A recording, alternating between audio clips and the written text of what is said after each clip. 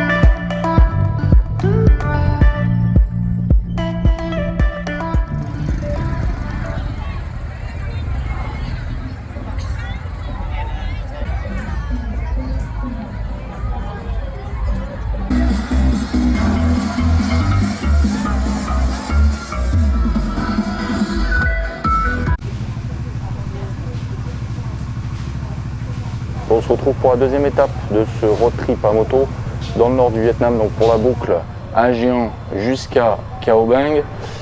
Et aujourd'hui donc c'est notre deuxième jour et nous allons faire à peu près une centaine de kilomètres. Hier nous avons fait 150 km et demain sera la plus grosse journée a priori puisqu'on aura 180 km à parcourir. Donc à moto ça va être très hard, surtout qu'il ne fait pas si chaud.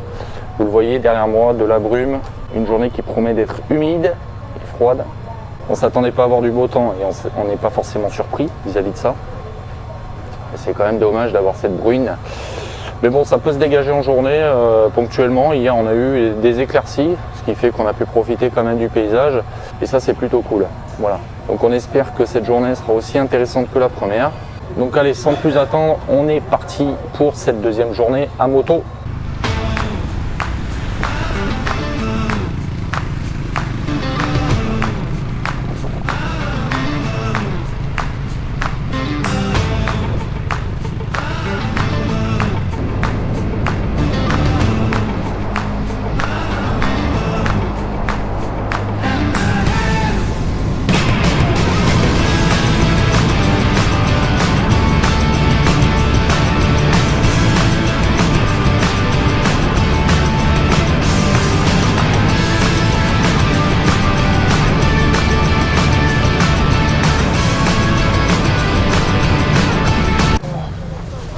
Petite pause avant de s'engager sur le Ma Phi Nhan Pass. Ce passage un peu technique et très dangereux a priori. Voilà. De quoi mettre en confiance pour les 20 km à venir.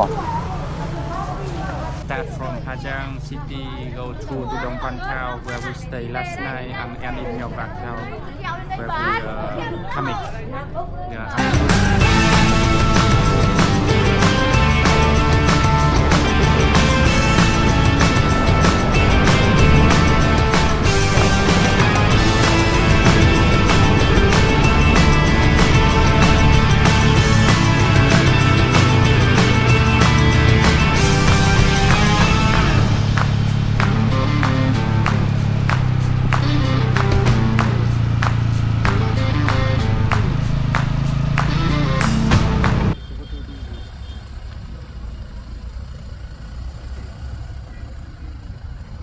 On vient de s'arrêter dans ce beau panorama puisqu'on va faire un petit tour en bateau qui devrait durer à peu près 1 heure. Les guides sont en train de nous acheter les billets de bateau. Il y a une queue pas possible, un monde fou, c'est noir de monde. Putain, mais je te raconte pas le bordel sur le parking, c'est un truc de malade. Ils gardent tous les motos, alors elles sont collées les unes aux autres évidemment. Puis après ils sont obligés de déplacer les motos pour faire partir les voitures. C'est un bazar. Évidemment les motos chargées à chaque fois comme pas possible. Tu as toutes les affaires qui sont entreposées comme ça. La plupart des motos en plus elles sont équipées encore des clés. Ah, ils ont peur de rien hein. Ils ont peur de rien. Ah non, mais il y a des affaires de partout par terre et tout. Ah ouais, non. Regarde-moi ça. Regarde-moi ce travail. Regarde-moi ce travail.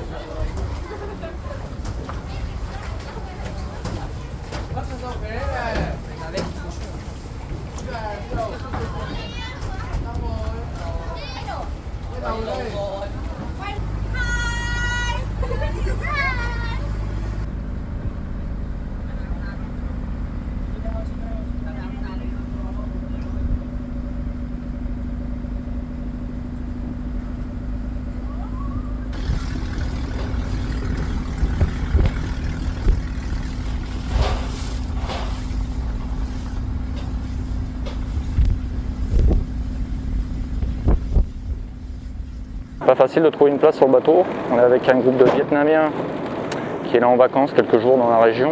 J'ai discuté avec celui derrière, voilà, qui parle un petit peu anglais. Et du coup, ils prennent une place pas possible sur le pont parce qu'ils font des photos à tour de rôle. C'est jamais évident. Mais bon, le paysage est incroyable. Voilà. On est en train de passer dans le canyon. entre deux falaises absolument immenses. De toute façon, après, le bateau va faire demi-tour à l'autre bout du canyon et retourner certainement au port. Voilà, ça aura fait une petite demi-heure, 40 minutes de navigation.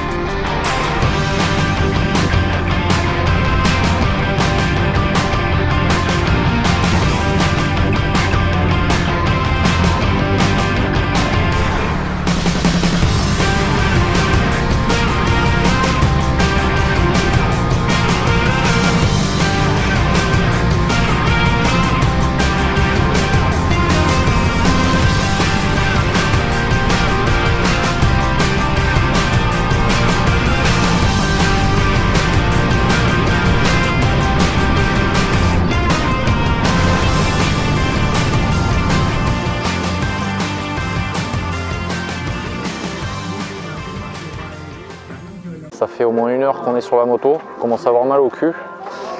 On est venu se poser dans ce petit café qui est très sympa, le long de la rivière là. C'est joli avec des petites paillotes et tout, donc c'est sympa, on va aller se promener sur les terrasses.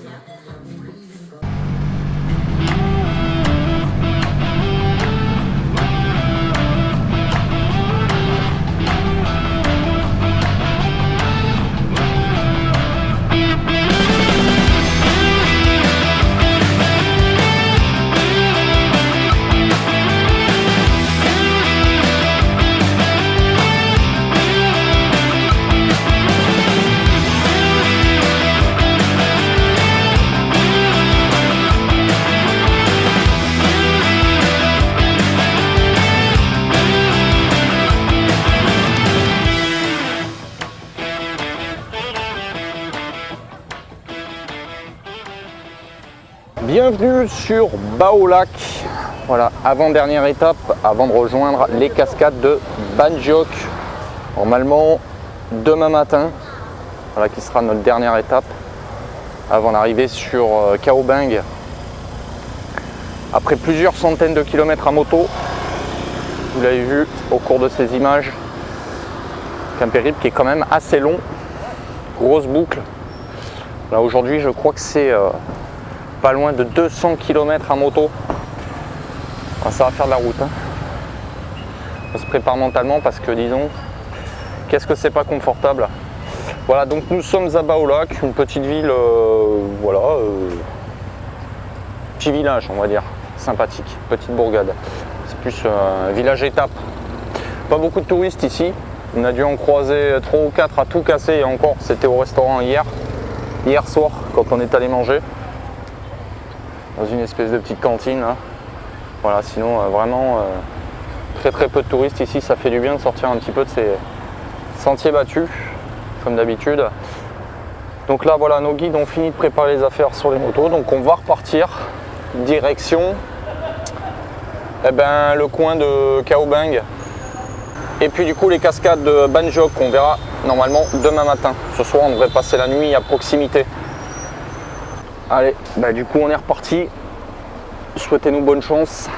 Presque 200 km à moto. Ça va piquer aujourd'hui, ça va piquer. Grosse étape, grosse étape.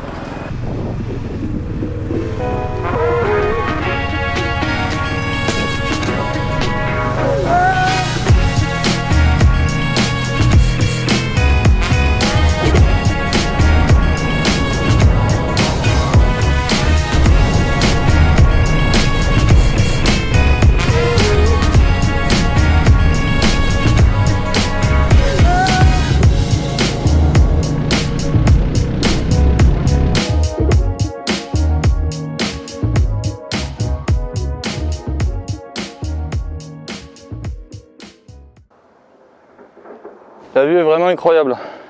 On a failli pas monter. Hein. Nos guides étaient à deux doigts d'abandonner et de nous dire de ne pas monter parce que c'était trop nuageux. Et j'ai pris l'initiative d'y aller tout de même. Et bien j'ai bien fait parce que vous le voyez, la vue est maintenant dégagée. Sur cette passe, aux 15 virages, j'ai chaud. Je vous dis pas la galère hein, pour monter, c'est glissant, c'est humide. Ah, c'est de la roche, c'est vachement glissant. On va essayer de monter encore un petit peu. Ouais, du coup je me retrouve tout seul. Christelle, c'était même pas la peine. Ah, c'est trop casse-gueule. Déjà que le départ, bon, c'est assez balisé, mais c'est glissant quand même. Elle avait du mal, mais là, avec de la piste boueuse, c'était même pas la peine d'espérer. Ah ouais, non, c'est fou. Fou. Allez, mate-moi ça. Moi, je vais essayer de pas tomber. Hein. Ouh. Bon, au final, j'ai quand même été rejoint par un des guides. Il a le courage d'aller sur ce promontoire en bois là, cette espèce de belvédère construit avec 3 brindilles. Mais moi je ne prendrais pas ce risque, ça m'a l'air un peu précaire. Vous voyez, c'est vraiment au bord du précipice là. Si ça se casse la gueule, il fait une sacrée chute là. Allez, on va quitter ce beau panorama et reprendre la route. Let's go!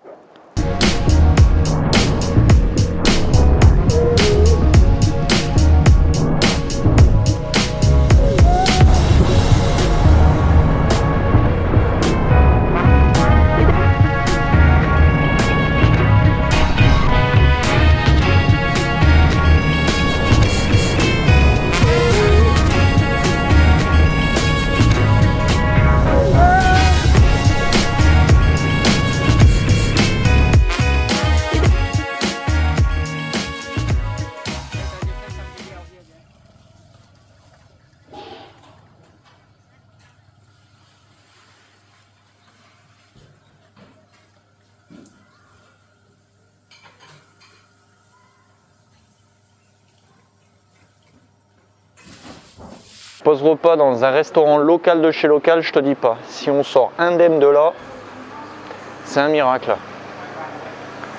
Voilà. Je te parle même pas des règles d'hygiène, rien, il n'y a rien ici. Hein. Il y a les chiens errants qui rentrent. C'est un peu du grand n'importe quoi. Donc on verra.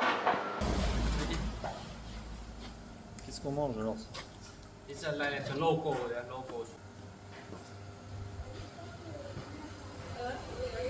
Est-ce qu'on a survécu au repas? Il est Ouais, encore trop tôt pour le dire là. J'ai pas beaucoup mangé. La viande, je l'ai pas mangée. Ah oui. Ouais, t'as pas mangé grand chose. Un peu d'œuf. Est-ce que tu as mangé beaucoup? Pas du tout. Tu as laissé la moitié du plat. Moi j'ai quand même bien fini l'assiette. Ouais, c'est le chien qui l'a fini. Ouais, j'ai laissé le chien finir la viande, parce que la viande était vraiment très très grasse. Voilà, mais sinon les rice noodles, ça a été très bonne. Voilà. Voilà, une ou deux riz, très bonne. Et puis c'est le chien à côté de nous là qui s'est régalé. Hein mon pote? Oh, tu t'es régalé. C'est notre copain. Voilà. Je vais perdre 10 kilos. Et en guise de serviette, du papier cul. Heureusement qu'on avait du mouchoir à disposition. Voilà, puis on va essayer de survivre. On va essayer de survivre. On va essayer de ne pas choper la chiasse avec ce qu'on a mangé, et puis on verra bien.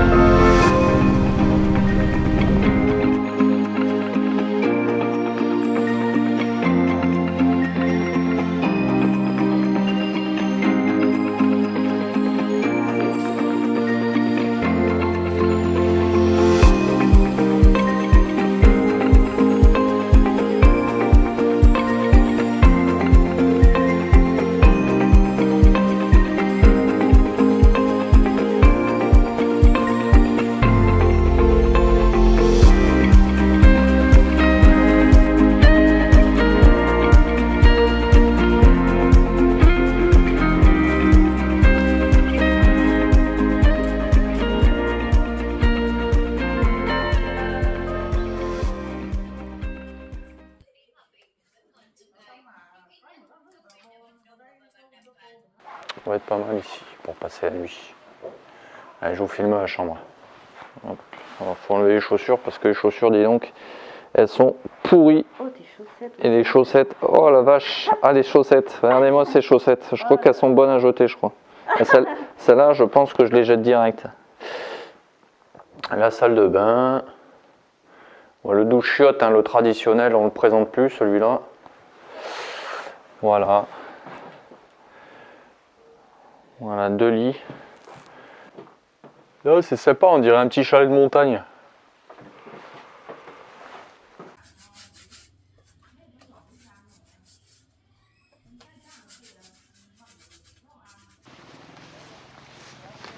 Je croirais sur une zone en guerre. Là. Mais voilà, en fait, on est entouré de homestays. Il y a le nôtre qui est juste derrière. Puis on a un second un peu plus touristique. On a vu quelques gringos dans le coin. Voilà, donc ça va être très très cool quoi de passer la nuit là. C'est un peu atypique, c'est sûr. Mais bon, c'est pas sale. Le homestay est très convenable. Il y en a même un au milieu là. Donc il y en a 3 au total. Ça fera une bonne étape pour passer la nuit. Allez, ben moi je vous retrouve demain pour la suite des aventures à moto. Du coup on aura, je crois, près de 100 km pour rejoindre Kaobang, sans compter qu'on passera évidemment par les cascades de Banjiok et la fameuse montagne, la High Mountain, que nous n'avons toujours pas vue. Donc là aussi il y aura évidemment un détour par ça. Et puis on rejoindra Kaobang dans l'après-midi avant de reprendre un bus le soir même pour Hanoï. Et ensuite ce sera le départ et le vol pour le sud du Vietnam, direction Can Tho. Voilà, allez, à demain pour la suite de la balade.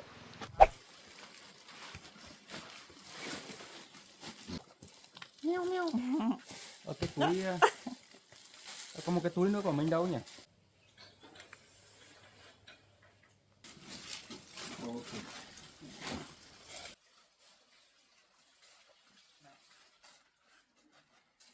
Voilà, on s'est réveillé dans ce homestay qui était vraiment très très sympa, je vous le recommande. Donc là, nos 2 guides sont en train de préparer les motos. Une fois que tout est harnaché, on part direct direction la cascade. Ce sera d'ici quelques minutes.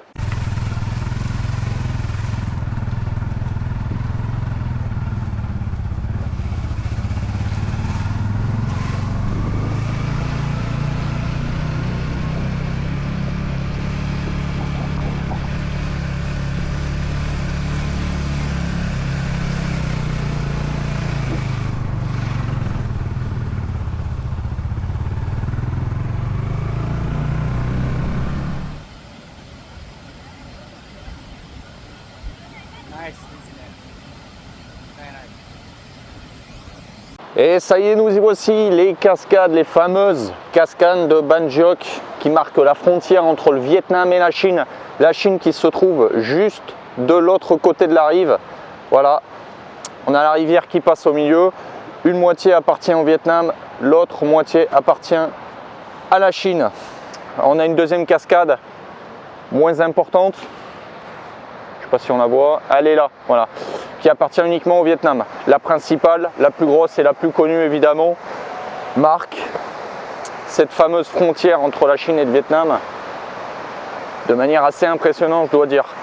Regardez ce relief, tout ce qu'on voit derrière, c'est la Chine. Il y a 2 murs de défense en Chine pour protéger la frontière. Un premier qu'on voit à peine, qui était visible il y a un petit moment. Et un second un peu plus loin. Donc vraiment ça ne rigole pas.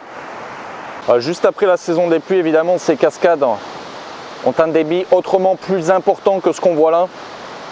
Donc on n'arrive pas forcément dans la meilleure des saisons pour observer ces cascades. Maintenant elles restent quand même impressionnantes avec un certain débit.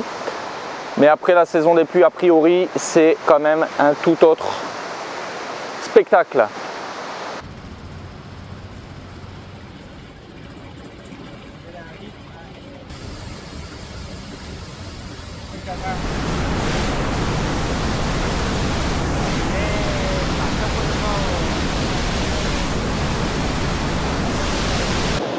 officiellement nous sommes en Chine, hein, puisque nous avons passé la moitié de la rivière.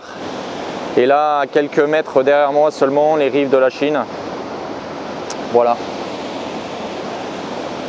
Une Chine bien protégée et bien surveillée aussi, puisqu'on voit de nombreuses caméras. Beaucoup de touristes chinois. Et vous le voyez, du côté vietnamien, pour le coup, absolument personne. Le contraste est saisissant. Allez, on reprend à nouveau la route.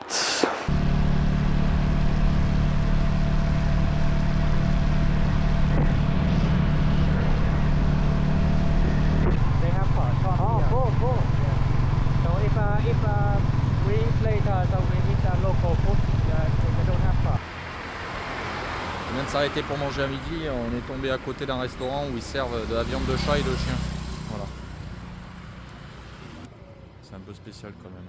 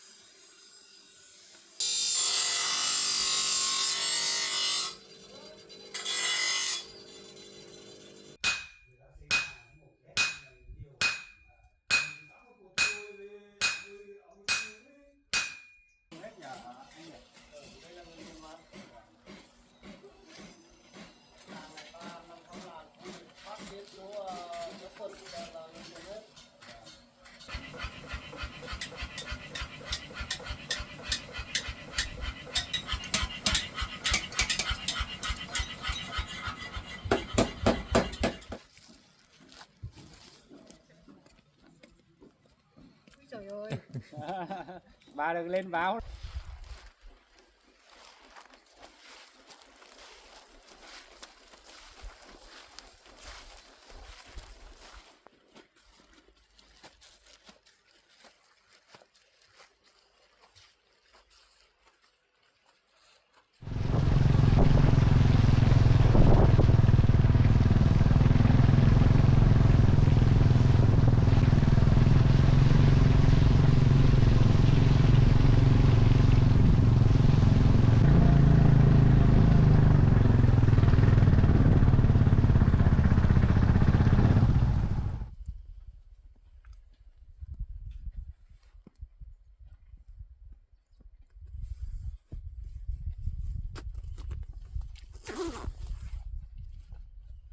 Cette fameuse montagne reconnaissable par son trou en plein milieu.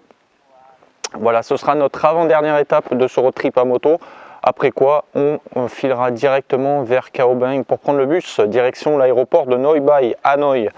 Ah, ici, c'est quand même le paradis des droneurs. Si vous êtes équipé, évidemment, vous ferez de sacrées prises de vue ici. En plus, il n'y a pas spécialement d'interdiction. Vous êtes libre de voler dans le coin comme bon vous semble. Donc ça, c'est vachement cool. Seulement, moi, je ne suis pas équipé. Ce sera peut-être pour de futures aventures. Mais bon, pour le moment, écoutez, on va rentrer avec ces belles images en tête. On va terminer cette boucle Ajiang Cao Bang qui se terminera donc avec cette magnifique montagne.